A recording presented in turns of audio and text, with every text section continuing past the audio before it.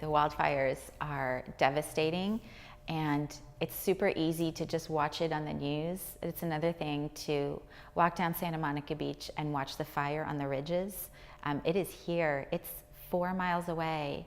And yeah, we had like some smoky days here in Santa Monica, or even downtown.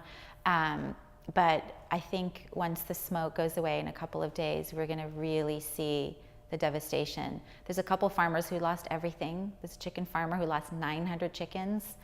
There's a lot.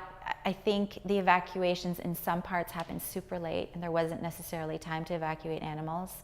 I think we were all just shocked as soon as it went over the 101, and that's really when things spiraled,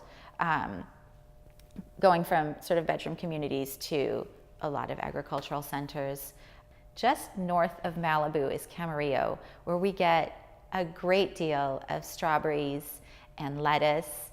And you know, there have been some pictures floating around of farm workers, you know, picking things while the ridges above them are on fire and it's smoky. And it's just so important to keep that in mind, that things have to keep going, and that we all just need to be aware of why things keep going and how they keep going.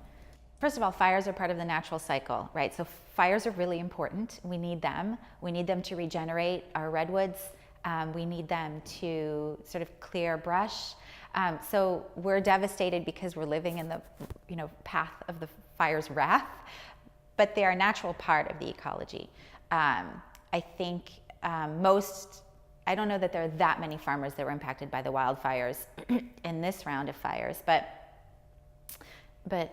certainly it'll have an impact. I mean, there are a couple of really small farms on my kid's dad's street. You know, there were 2 farms there, and it all just went away in 4.5 minutes. So we're helping in a couple of ways to support the firefighters. One of our dear friends is from Thousand Oaks. She farms a lot of wheat, and much of her street was destroyed. Her house was saved.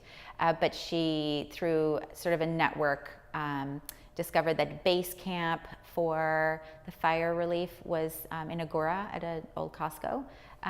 So we've been gathering just with some produce companies and bakeries, assembling a lot of sandwiches, lots of protein, because it turns out the firefighters are eating like frozen Smucker's peanut butter sandwiches and Fruit Loops and pretzels. So it was just neat. It's just good to see a lot of restaurants coming through. World Central Kitchen, I think, had a kitchen in Malibu going. Yeah, just a lot of chefs getting together and making as much as we can without overwhelming. Like, it's super important when these disasters happen to work with coordinated efforts and not just do drop-offs, but you know, you don't want to be a burden. So you want to ask them what they need and then show up with what they asked for specifically.